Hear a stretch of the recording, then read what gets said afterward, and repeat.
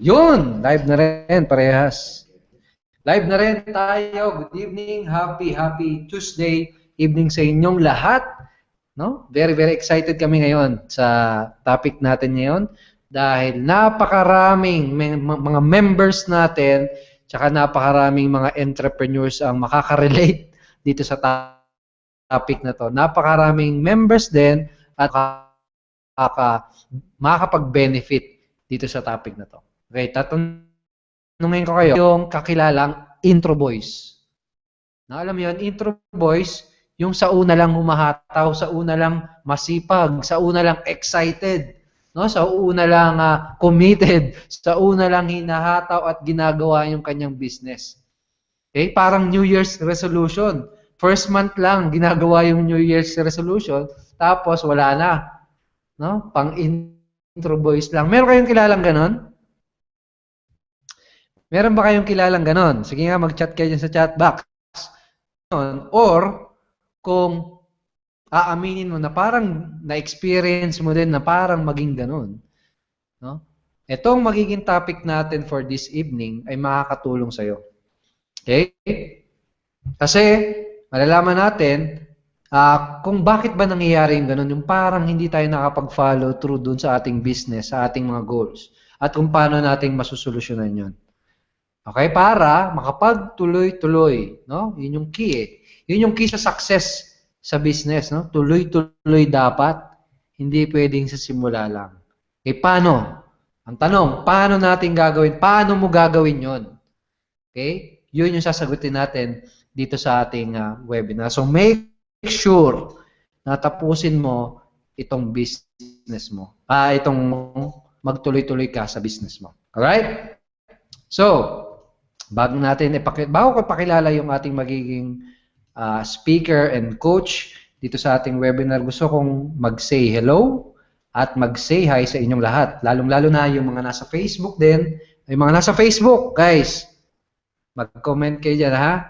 Yung mga nasa dito sa Hangout, good evening sa inyo. Itong for example, sila David, sila Migs, sila Buddy from Qatar. Yan. Sila Eric Ronald, sila Maymay, si Clarice, si Elizabeth, siyempre si Brother Jay Gregorio. Yan, brother, ang lapit ng ginawa mo. Thank you. Si Ad, si Joey, yan, si Joseph, Eric Ronald, hi sa inyong lahat. Magandang gabi and welcome sa ating webinar. Okay. So, ready na ba kayo malaman kung paano kayo magtutuloy-tuloy? Na para hindi kayo may stop. Gusto niyo bang malaman paano kayo hindi matitinag? No? Okay? Paano kayo yung business? Sabihin mo nga dyan kung gusto mo nang malaman nyo kung excited ka. Sabihin mo dyan sa chat box. Involved dyan sa chat box kung excited. Okay? So, siguro within 1 minute, mag-start na tayo ng topic natin.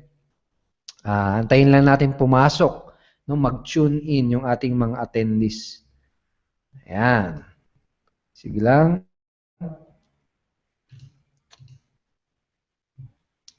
And kasama ko ngayon this evening ay dito sa ating webinar room ay si Paulo Adrian Sonsa, isa sa mga speakers din natin sa mga darating na webinars. And syempre, yung ating magiging speaker, yung ating magiging coach. No? And itong gal na ito, no, ay isa rin siya sa darating nating August 27 na event.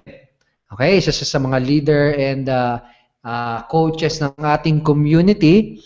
At siya yung magbibigay sa inyo ng very valuable na training for tonight. Okay?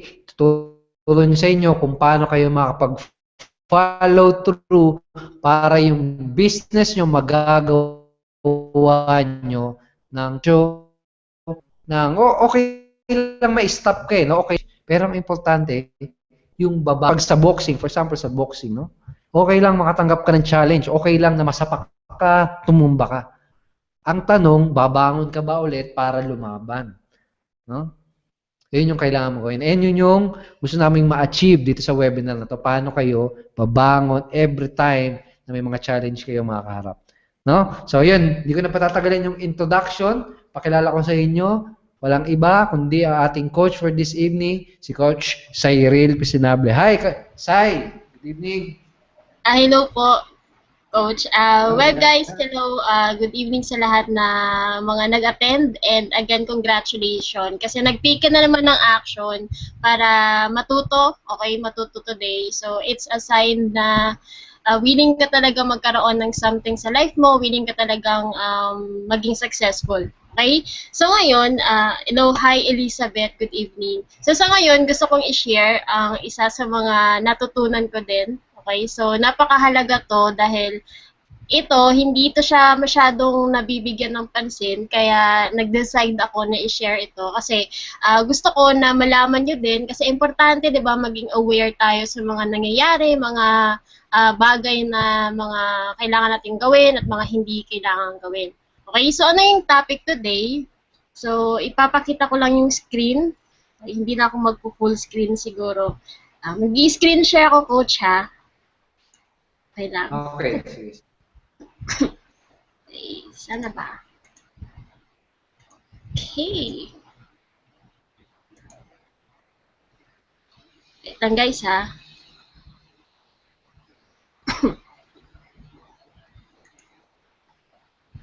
Yun. Okay, nakikita niyo ba ang screen? Nakikita ba ang screen, Coach? Kita. Okay, that's great. So, yung topic today, tonight, is the Holy Grail of Momentum. So, kung familiar kayo sa word na Holy Grail, ito yung parang sinosought after. Okay? So, dapat ito yung momentum, dapat ito yung hinahabol natin. Okay? Ito yung dapat na sinosought after natin kasi napaka-importante talaga para sa isang entrepreneur or kung kakasimula mo pa lang na maging isang entrepreneur, napaka-importante na maging aware ka sa bagay na to. Okay? Kasi again, gaya ng palagi kong sinasabi sa self ko na yung momentum, yun yung magde-define kung aabot ka sa finish line or hindi. Okay? So, kung ikaw na-experience mo na, yung guys, na after ng webinar, kung nag-a-attend kayo ng mga training, or kung nag-a-attend kayo ng mga seminar, okay? Or kung may nabasa kayong libro na feeling nyo, napaka-pump up nyo, di ba? Na napaka-excited. Grabe na feeling nyo, lahat magagawa na. Kaya kong gawin to, excited na akong gawin to. Pero, yung napapansin natin is after a couple of days or after a couple of weeks, parang nawawala yung excitement. Okay, so nakaka-relate ba kayo? So kung nakaka-relate kayo, pwede kayong mag-chat dyan sa chat box. Okay, so pwede kayong mag-share dyan. Sabihin nyo lang na nakaka-relate ako, mga ganon. Kasi napaka-common na to na nangyayari sa atin. Kaya yung reason din kung bakit nagkakaroon tayo ng webinar regularly is to maintain the momentum. Okay, so napaka-importante talaga to siya. So ngayon, ano ba ang reason why people fail to follow through or fail to maintain the momentum?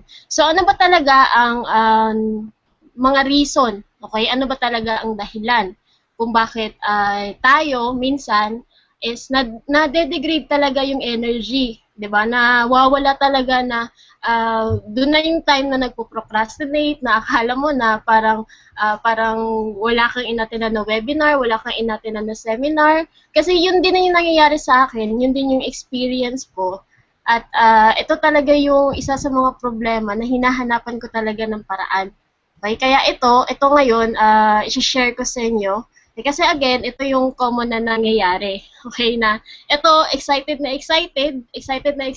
yes, may bagong kaalaman na naman. Yes, may bagong strategy, may bagong technique. Pero after a couple of weeks, after a couple of months, ito na yung nangyayari. Parang napapagod na di mo ma-explain yung mukha na almost na mag-give up. Okay, almost na ay hindi ko kaya, ang dami-dami na talagang ang dami-dami nang nasa isip na to the point na hindi na natin nagagawa yung mga kailangan gawin or mga dapat na gawin para sa business natin or kahit na anong ginagawa mo. Okay? So, yung goal natin is ito. Okay? Nakikita nyo ba yung screen ngayon? So, kung excited ka sa una, okay, so dapat maging excited ka pa, okay? Hanggang sa marating mo yung point na excited ka pa rin, na ma-maintain mo talaga yung momentum. Gaya ng sinabi ni Coach kanina, na napakahalaga talaga na na hindi ka isang intro boys, okay? Hindi tayo isang intro gals, parang gano'n. So, ito yung pinaka-goal natin as isang entrepreneur. At okay lang naman na maka-feel ka ng pagod, maka-feel ka ng puyat. It's part of life, it's part of being human. Pero hindi okay kung magse-settle ka na wala kang gagawin, or kung hindi okay kung hihinto ka sa ginagawa mo. Okay, kasi again, kailangan na magtuloy-tuloy ka, kasi kung hindi ka magtuloy-tuloy, may mga consequences 'yun. 'Di ba? So, ito yung reason why we need to maintain our momentum. Okay? So, para sa inyo guys, stop sharing. Wait lang ha.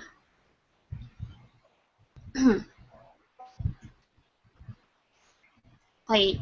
So, paano sa tingin nyo, bakit kailangan natin na i-maintain yung momentum natin? Okay, so pwede kayo mag-chat dyan sa chat box. Okay, so gusto ko lang makuha yung opinion nyo kung anong pinaka-reason kung bakit kailangan yung i-maintain yung momentum.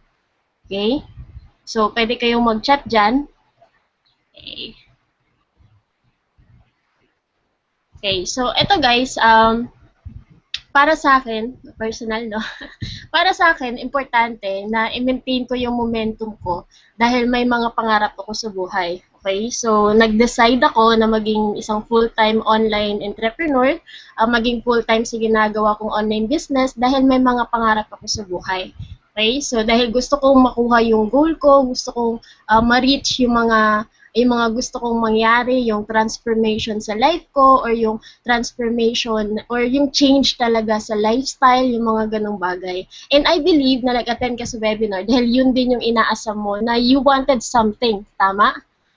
Tama ba? Okay, so forward ng business. Yan siya. So ito guys, share ko ulit yung screen.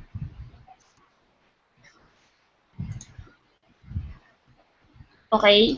Ito lang naman yung ito lang naman yung reason kung bakit kailangan natin na i-maintain yung momentum natin.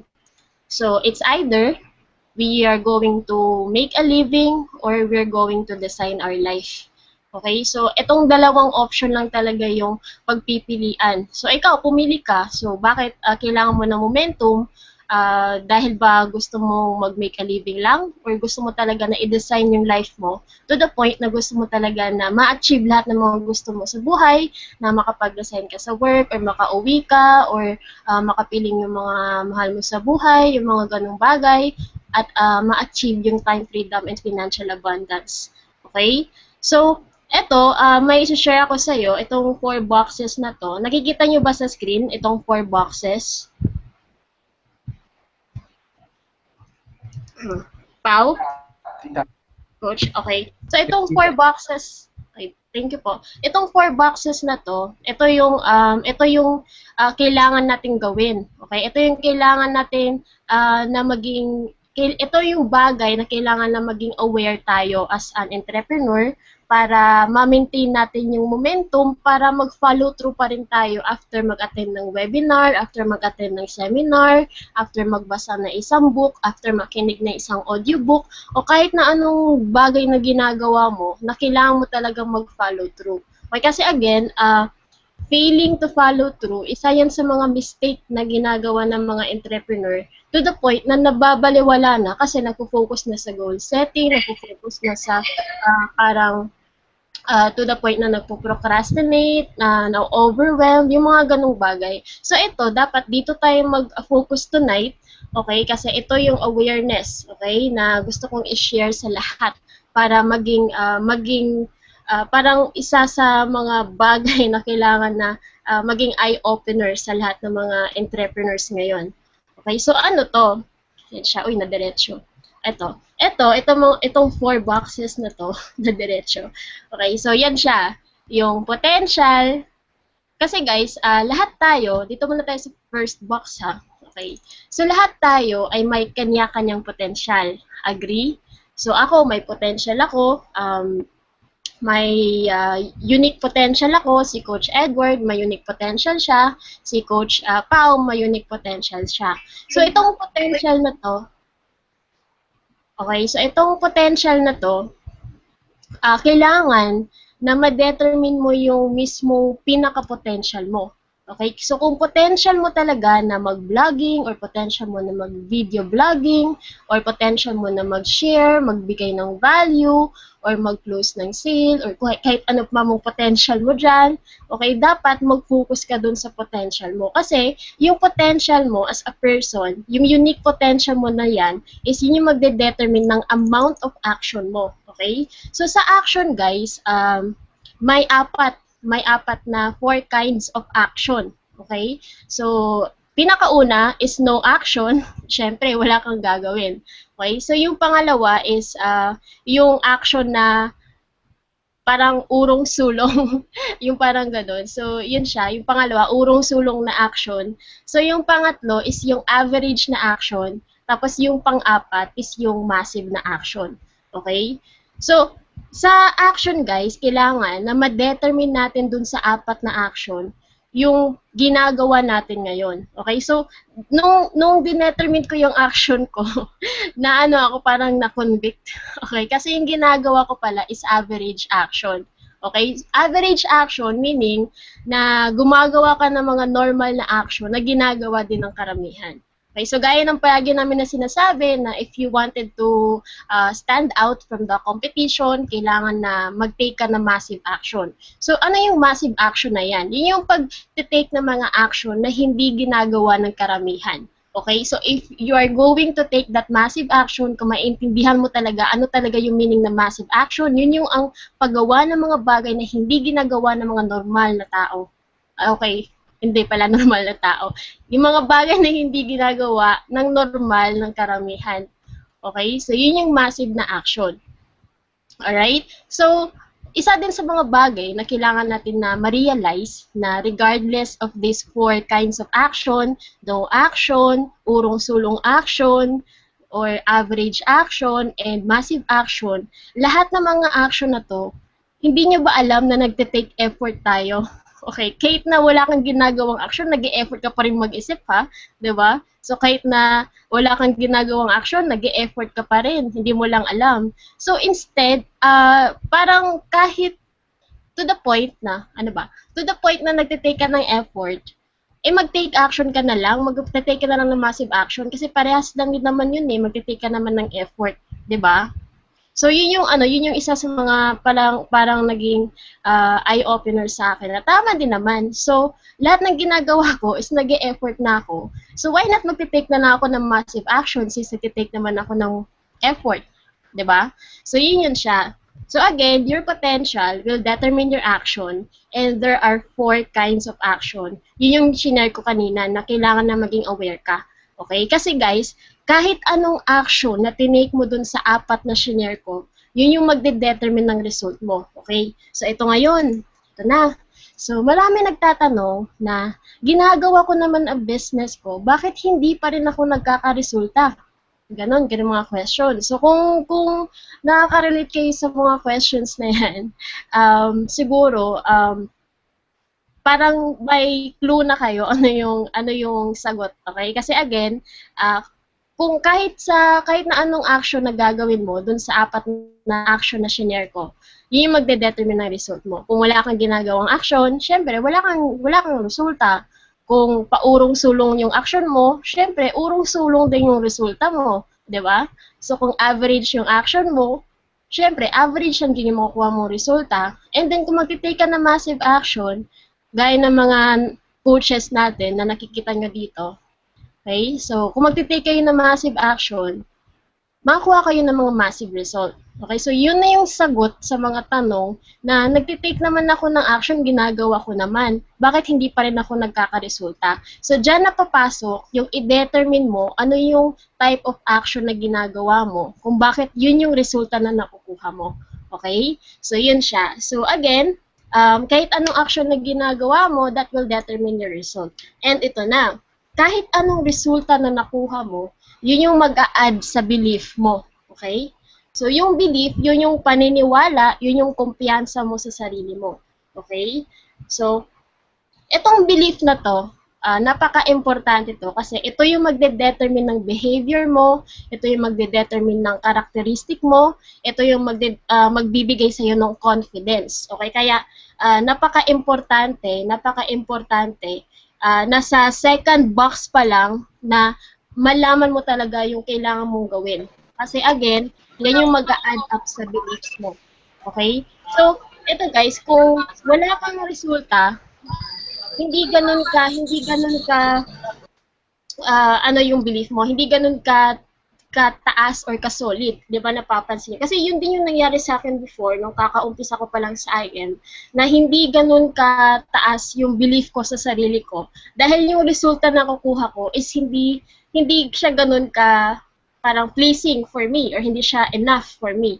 'Di ba? So kung makakuha ka ng walang resulta, syempre mababa yung belief mo. Kung makakuha ka ng urong-sulong na resulta, syempre yung belief mo is may doubt ka na mag-work ba to? Nag-work ba to? Parang ganung mga bagay. May mga questions ka sa self mo. Okay? Kung yung result mo is average naman, okay? So, doon yung mag-a-add sa belief mo na may confidence ka na kasi alam mo na nag-work yung ginawa mo before. Okay? So, kung malaki naman yung resulta na nakuha mo, talagang yun na yung magbibigay sa'yo ng napaka-solid na belief na talagang magiging breakthrough para sa'yo. Okay? At itong belief na to, kahit anong belief na na-install sa'yo or na-program sa'yo from these two box na nakita nyo dito, ito ulit yung mag-feed sa potential nyo or magde-determine sa potential mo. Katulad, ako, alam ko na may potential ako mag-video. Okay? Si-apply natin ha. May potential ako na mag-video, alam ko kung ano sasabihin ko, alam ko kung ano yung topic ko. So, yung action na gagawin ko, syempre, since magte-take ako ng effort, magte-take na ako ng massive action. Okay? So, yung result na makukuha dun sa massive action na ginawa ko, okay? So, yun yung mag-a-add sa belief ko. Okay? Since na alam ko na nag-work yung ginagawa ko, syempre, mas tataas yung potential ko, mas gaganahan akong gawin yung ginagawa ko. Nag-get see yung point doon. Okay? So, ito yung cycle na kailangan natin talaga na i-understand, hindi i-memorize, okay? Kailangan talaga na isa puso natin kasi ito lang yung kasagutan. Ito lang yung reason kung bakit majority of the entrepreneurs na kagaya natin is hanggang simula lang or mga intro boys or mga intro girls lang. Okay? So, ito yung reason talaga kung bakit hindi nag-work yung business sa iba. Kasi katulad, si Coach Edward, may potential siya, 'di ba, na kumita sa internet since na-achieve na yung goal niya, since alam na niya talaga na nag-work, na posibleng kumita sa internet, tumataas yung belief niya na kayang-kaya niya at marami siya matutulong ng mga tao kasi nag-work sa kanya, okay? So, kung nag-work sa kanya, mas tataas yung potential niya, mas gaganahan siya na mag-share kasi yung mga ginagawa niya is nag-work para sa kanya. Okay, so ngayon, kung ikaw, nakilala mo si Coach Edward, tapos share niya sa iyo yung business niya about making money online, since hindi mo pa nagagawa, yung level of potential, alam mo na yung potential na nag-work siya kasi nag-work kay Coach Edward, okay? So since ikaw hindi mo pa na-experience yun, syempre magte-take ka ng action. Okay? So kung yung action mo hindi talaga ganun ka grabe or weather lang, urong-surong na action, syempre hindi ka makakuha ng result na nakukuha ni Coach Edward. Parang ganun. So, kung yung result mo, yun yung magde-determine sa belief mo. Sasabihin mo, ay, hindi to nag-work kasi sabi ni Coach Edward, mag-work to sa lahat. Bakit sa akin, hindi? So, yun siya. Okay? Kasi yung belief na makuha mo doon sa resulta mo, yun yung mag-a-add up sa potential mo ulit. So, kaya yung reason na nag-give up yung mga tao dahil nai-stack up sila dito sa two boxes na to. Okay? So, ito guys, ito na yung solusyon sa mga parang questions natin. Kasi ito yung parang naging ano ko, parang eye-opener talaga sa akin. Okay? Na talaga, aha, ganun, okay, ito pala yung kailangan ko. Ito pala yung kailangan ng mga members ko na malaman. Okay? So, ito, napaka-importante tong cycle na to. At again, hindi dapat natin i-memorize tong cycle na to. Dapat talaga na isa puso natin or dapat talaga na maging part of life na natin. Okay?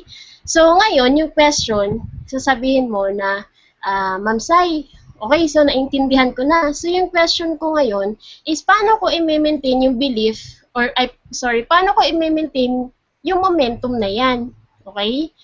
Okay, so ito, how to completely maintain your momentum. So may share ako sa iyo ngayon na mga keys or mga points na pwede mong gawin na ina-apply ko din sa self ko para ma-maintain mo yung momentum mo na kahit na feeling mo na parang napapagod ka or na-frustrate ka, nade-depress ka, is makakapag-continue ka pa rin sa ginagawa mong work or makakapag-continue ka pa rin sa mga ginagawa mong business, at the same time, magkakaresulta ka pa rin. Okay? So, itong pinakauna is you need to be certain. Okay? So, meaning doon is you need to believe that it will work and you can do it. So, you need to make it work, kumbaga. Okay? So, eto guys, isa sa gusto kong i-share na story sa inyo, sino sa inyo dito ang nakapanood ng movie nito na si Eddie the Eagle? Okay, so napanood niyo na ba yung story na yan or yung movie na yan? Grabe, ang dami kong lesson na nakuha dito sa movie na to. Okay. Lang guys. Okay, so again, ang dami kong lesson na nakuha sa movie na to kasi itong story na to, story to siya na isang, itong lalaki dito. Isang lalaki na, ano talaga, parang isa sa mga pangarap niya is maging isa sa mga pinakaunang British na makasali sa Olympics, okay? So, yung ginawa niya is nagpa-practice siya everyday. Parang naging certain siya sa gusto niyang outcome, na yung outcome na gusto niya is gusto niya na makasali sa Olympics. Okay? So, dahil sa naging certain siya sa outcome niya, is nagpa-practice siya kahit na ilang beses siya na nahulog, napilayan, is hindi siya nag-give up. To the point na, kahit na ayaw ng papa niya, yung ginagawa niya, kasi na-disgrasya na siya before na napilayan talaga yung paa niya dahil dito sa ginagawa niyang pagpa-practice ng ski yun eh. Tapos yung ginagawa niya, kahit na yung papa niya is against sa kanya, is nagpapatuloy pa rin siya sa pangarap niya, sa pagtupad ng mga goals niya na maging isa sa mga British na makasali sa Olympic dahil certain siya sa goal niya yon. So yung nangyari is itong nakikita nyo sa driver seat, pumunta kasi siya dun sa isang parang practice, magpa-practice siya for ski. 'Di ba may yun siya, may 6 feet tapos may 9 feet. 'Yun. So ito nakilala niya dun sa isang parang place kung saan pwede mag-practice ng ski. Tapos itong lalaking ito is champion, parang nasali din siya sa Olympic na napakagaling din mag-ski. So yung nangyari is kahit na itong lalaking ito, sinasabihan siya na nire-reject siya before na imposible yung mangyari yung gusto mo. Pero itong si Eddie is hindi siya nag-give up pa rin dahil certain siya sa goal niya na maging isa sa mga British, British na makasali sa Olympic. So yung nangyari, to cut the story short, is dahil sa pagpupursige niya, dahil sa naging certain siya sa goal niya na talagang sumali sa Olympic, is talaga siya, parang nakasali talaga siya sa Olympic.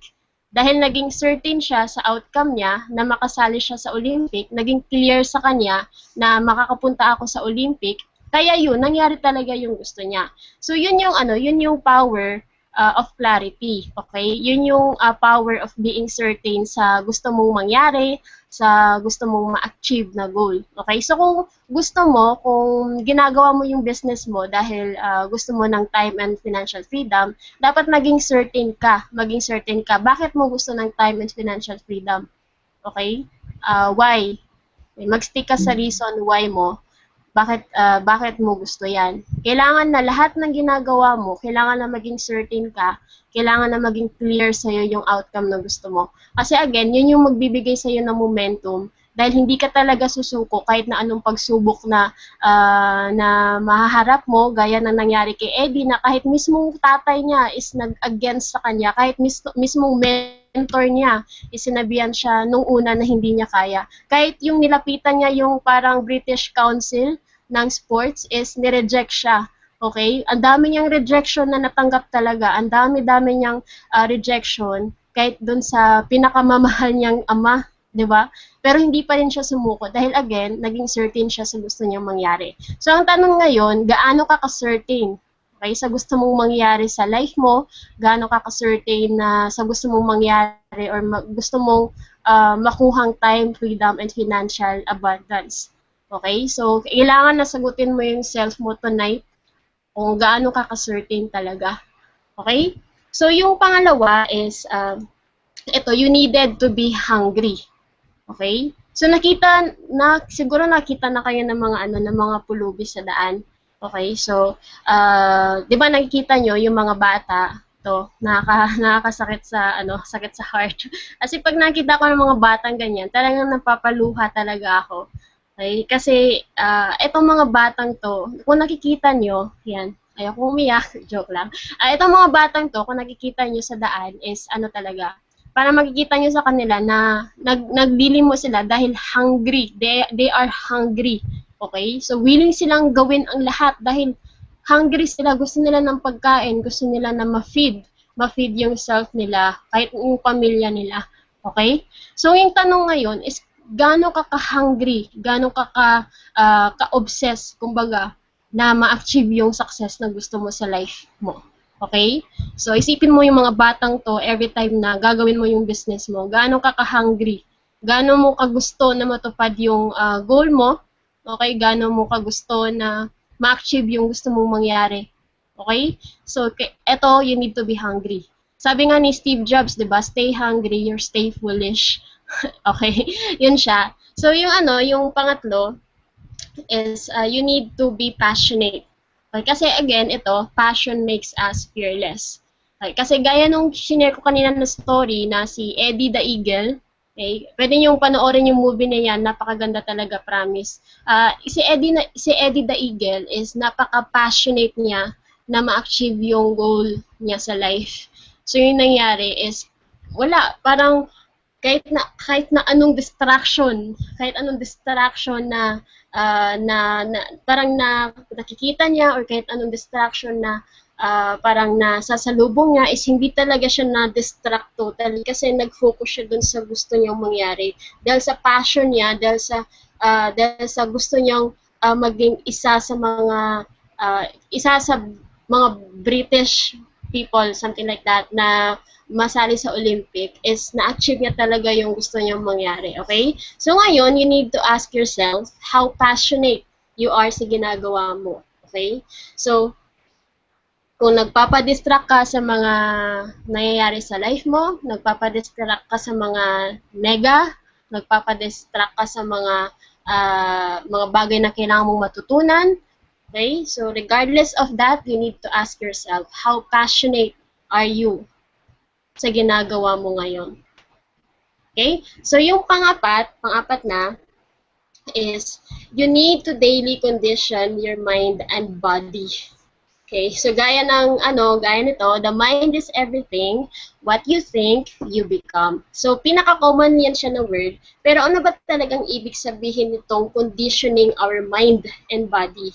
So, meaning nun is, diba, napapansin nyo na every morning, pag feeling sad ka, parang feeling mo all throughout the day is sad ka, kung pagising mo, pag is na bad trip ka, all throughout the day, bad trip yung araw mo, So pag gising mo, depressed ka, all throughout the day is depressed ka. Pero pag gising mo one time, energetic ka, all throughout the day, energetic ka. Bakit? Okay, yung question, bakit? Kasi yun yung kinondition mo sa mind and sa body mo. So yung pwede mong gawin para i-recondition yung mind mo is every time that you wake up in the morning, ito yung ginagawa kasi every morning, para akong baliw. Okay, kaya pinagtatawanan ako ng partner ko. So, ano nangyari sa'yo? Wala lang, kinocondition ko lang yung mind and body ko. Anong ganun. So, yung pwede mong gawin is, every time na, every day, okay, starting tomorrow, paggising mo, kailangan na paggising mo is i-condition mo na yung mind mo sa gusto mong mangyari, sa gusto mong result, okay? Sa gusto mong output, sa gusto mong outcome, dahil naging certain ka naman, 'di ba, sa gusto mo. So yun yung palagi ipo-program mo sa self mo.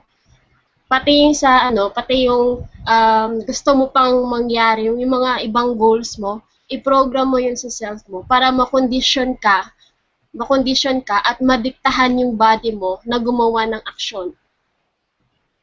So, I hope na nag-gets nyo. So, i-visualize nyo, kumbaga, i-imagine nyo para ma-attract natin yung mga bagay na gusto natin na ma-achieve or yung mga goals na gusto nating makuha. Okay? So, yan siya. Yan yung meaning niyan. So, yung pang-last is you need to have a ritual.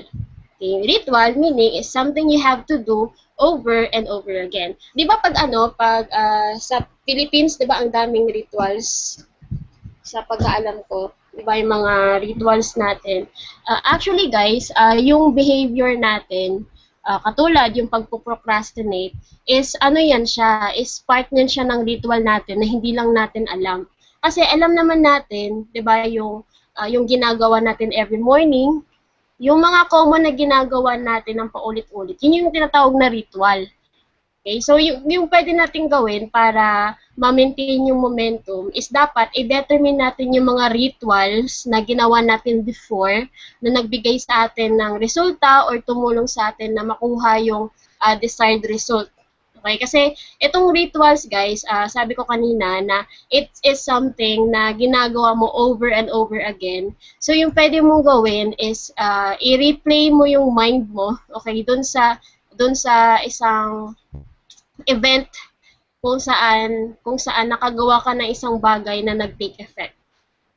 Okay? So, parang i-review mo yung mind mo sa mga things na nag-work, sa kung ano yung ginawa mo, bakit nag-work yon, okay? Anong mga katulad ko nagki-create ka ng ads, okay? So i-review mo yung certain or specific day na ginawa mo yung ads na yon na nagbigay sa iyo ng result, at i-check mo kung ano yung mga ginawa mo na nakatulong sa iyo na magbigay ng result na hindi mo nagawa ngayon, parang ganun. Kasi, again, hindi naman all the time na magagawa mo ng consistently yung mga ads mo, di ba? Kasi kailangan na may variation yan.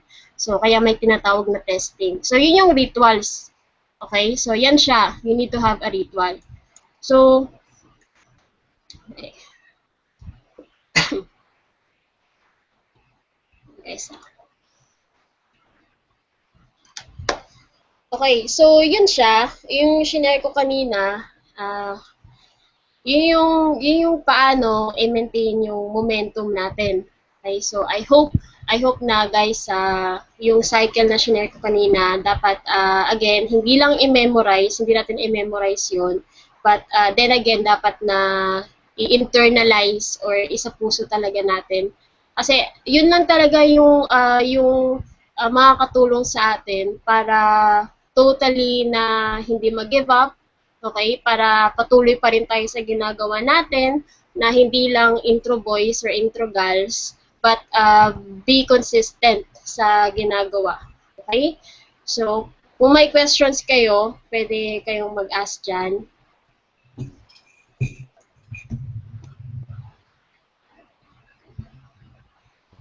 Okay. Alright, guys. Kung meron tanong doon sa mga coach for this webinar, pwede nyo nang ilagay yan. No? So, pero ang lupit, di ba?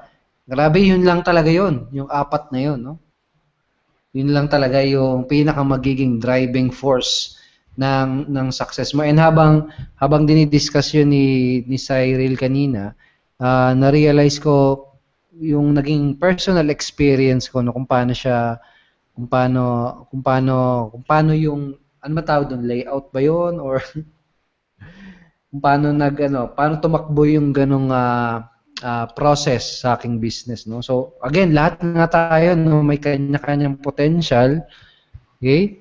May lahat tayo, no? Lahat. Okay? Pero yung potential na yun yung magde-determine ng action, okay? Yung action na gagawin mo yun yung magde-determine ng result, no? Action, result. Then yung result, yung magde-determine ng belief. Okay, and pataas yun na pataas, no? Parang ano siya, parang nagko-compound. Habang tumataas din yung action mo, tumataas din yung result mo, and then of course, yung level of belief mo. Okay? Yes. So wag mong puputulin yun, no? Yun yung pinaka holy grail nga, no? Sabi ni Sai, pinaka kailangan mong maunawaan para magtuloy-tuloy ka. Okay? So yung mga nasa Facebook guys, mag-comment kayo diyan kung may question kayo, pwede nyo ring i-post diyan.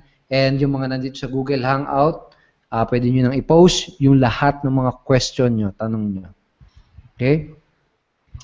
Kanina, may nagtanong dito si friend. Ang sabi niya, can you give me an example of massive action? Pwede daw ba tayo magbigay ng example ng massive action? That's a good question, friend. Thank you for that question. So yung massive action, gaya ng sinabi ko kanina, ito yung mga bagay na hindi commonly na ginagawa ng karamihan. Okay? So yung massive action kasi ito yung parang i-defeat mo yung mga bagay na nagawa mo before. Massive action na yon. So katulad kung nagvi-video ka once a day, tapos dapat yung gagawin mo next is gagawin mo is 2 per day na, or kung nag-ads ka na yung budget mo is mga 300 per day, itataas mo yun ng mga 1,600. Tapos parang i-multiply mo lang yung mga ginawa mo before. Massive action na yun talaga. So yun po yung massive action for me. Ayos. Dagdag lang din ako doon. Ayun. Most likely, yung massive action, yun yung mga bagay na hindi ka pa sanay gawin or mga hindi mo ginagawa dati. Okay? For example, hindi mo pa nasusubukan kumausap ng 5 prospect kada araw. Parang ganun. Okay? Pwede ka mag-start doon. No? Kung hindi ka pa sanay gawin yon, gawin mo yun. Okay? Kung ano na yun, ano na yung next level of massive action? No? Ano na yung next level ng massive action? Next level of massive action yung 10 na, yung close mo, yung kakausapin mo, etc. Na parang ano, kung hindi ka sanay gumawa ng landing page or ng sarili mong website, no? Yun yung massive action. Mga bagay na hindi mo pa nasusubukang gawin. No? Yun yung massive action. Okay, so may question pa ba? I-post nyo lang dyan sa ating chat box. Okay.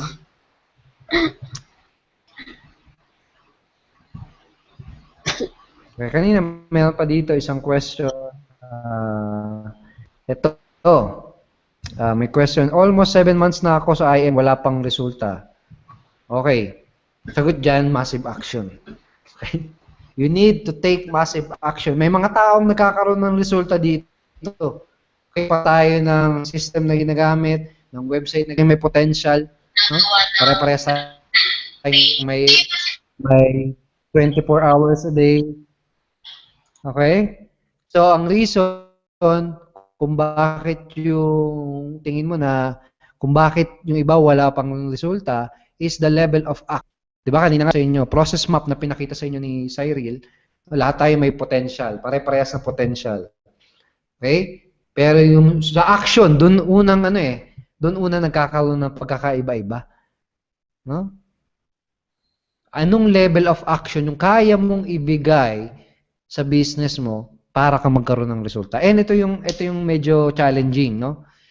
Sa una, pag nagsisimula ka pa lang, no, mas mataas na level of action yung kailangan mo kasi wala ka pang resulta eh.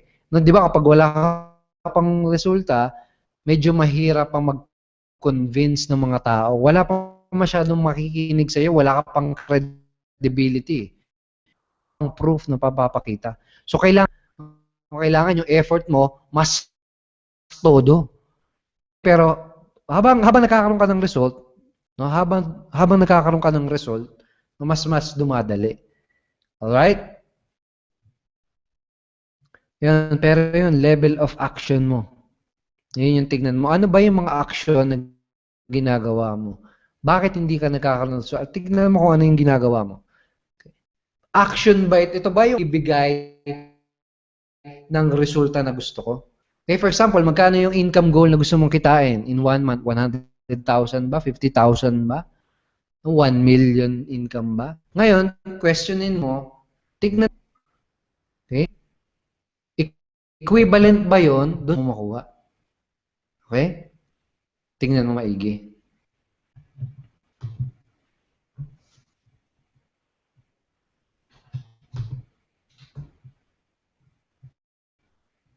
Clarice, I am is good. Sabi ni Clarice, I am is good. No? Yes, it's very, very good. No?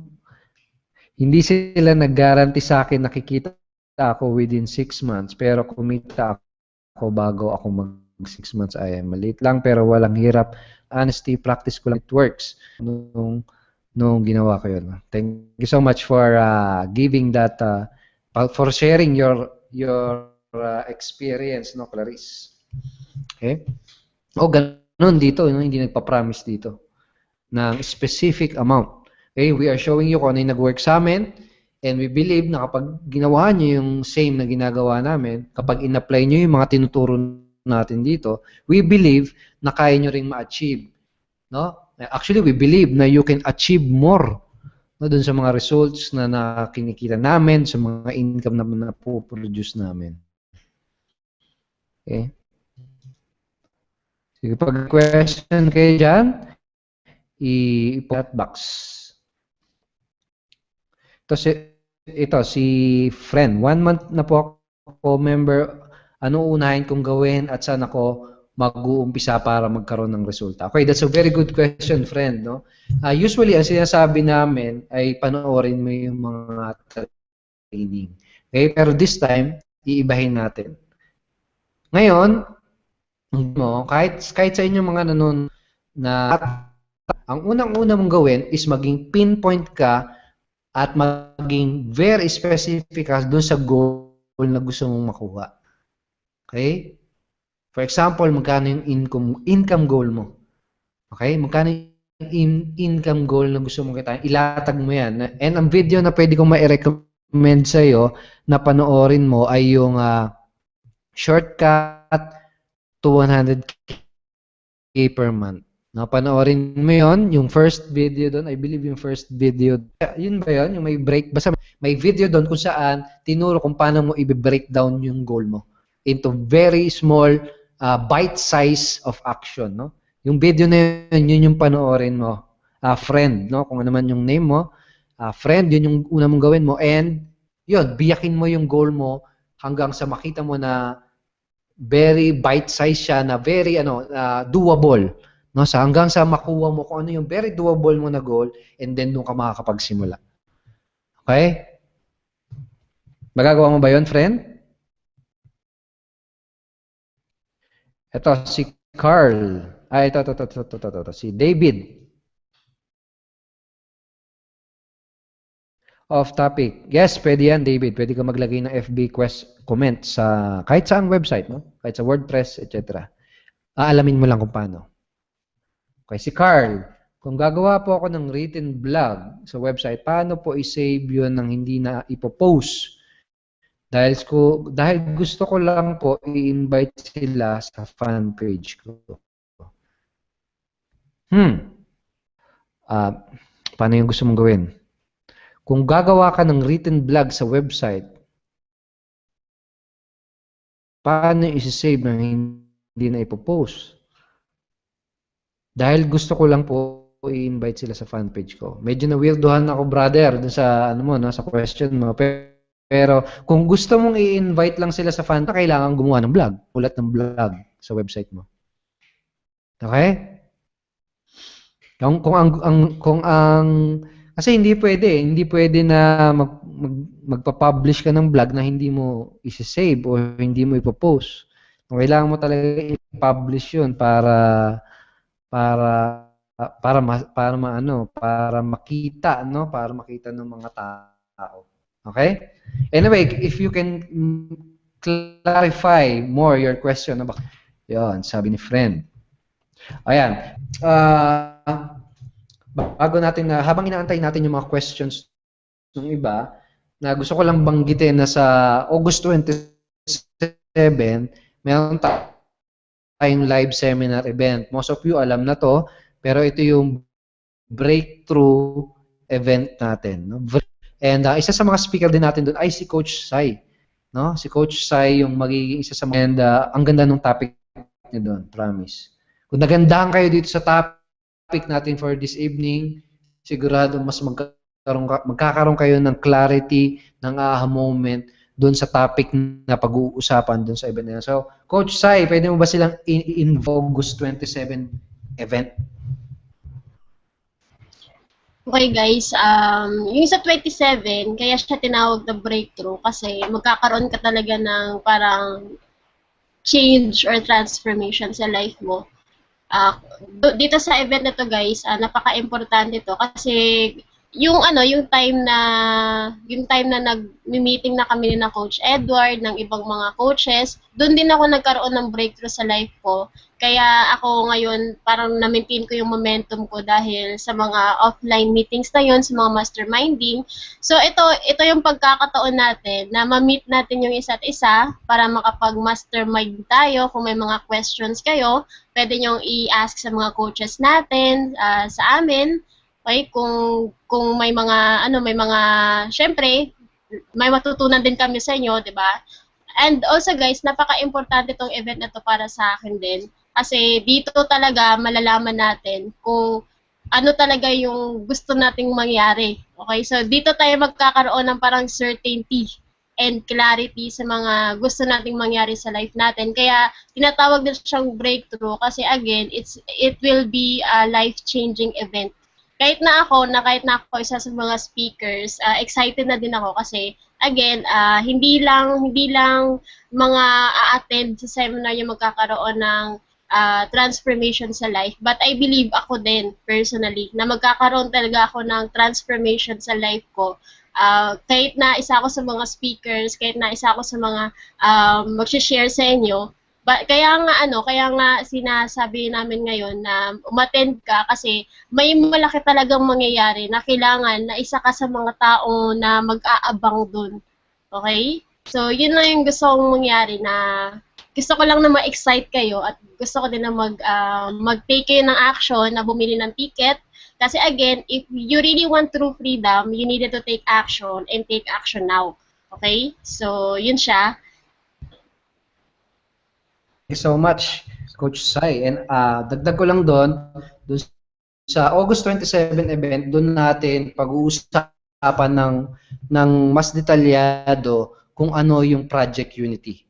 No? Project Unity, to give you a konting idea, no? Ito yung ating effort para market space dito sa Pilipinas at ito yung effort na gagawin natin para makapag-create ng pinakamaraming success stories sa internet. Yun yung nai-envision ko at nakikita ko dito sa gagawin nating Project Unity. And i-announce natin yung detalye niyan dun sa August 27 event. Okay, doon namin ilalatag sa inyo yung mga step-by-step game plan na pwede nyong gawin at sundin para ma-produce nyo yung first 6-figure income nyo. Okay, para ma-produce nyo yung first million income nyo. Lahat salita doon, it's either 6-figure earner at mga milyonaryo. No? Sa internet marketing, doing internet marketing. Okay, and ang goal namin doon is na nakatulong sa amin para kayo mismo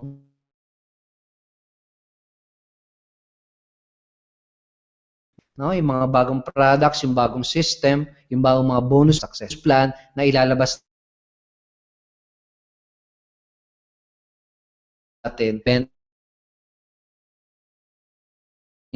Yung link. Pero thank you so much. No? Thank you so much for attending. And August 20. Kita-kita ulit tayo bukas. No? So bukas, maganda na naman yung topic natin. Ang topic natin for tomorrow, and ang magiging speaker natin ay yung isa sa mga co-founder ng Ignition Marketing. No? Ang topic niya, 5 productivity.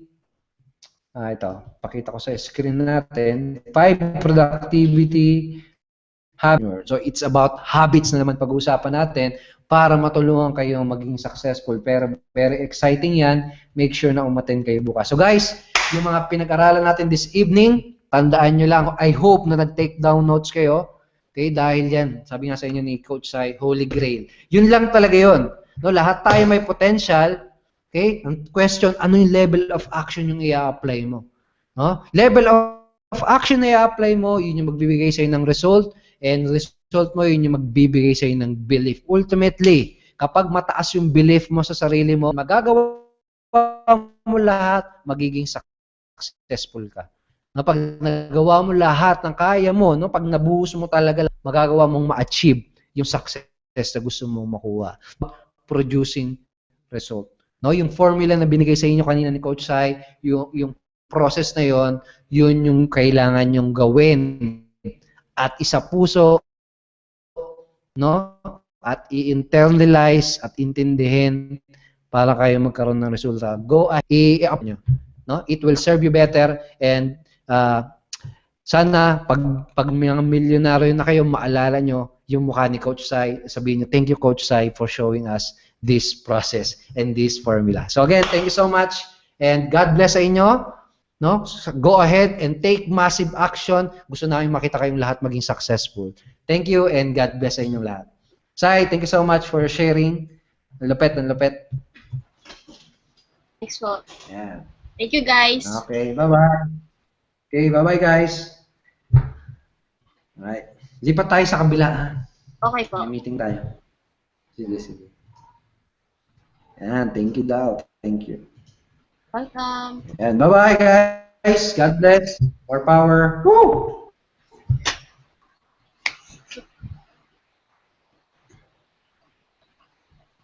I-off natin sila. Off-air natin.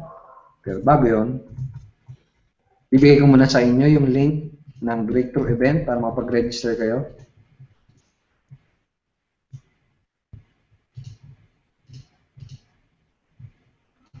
Alright. There you go.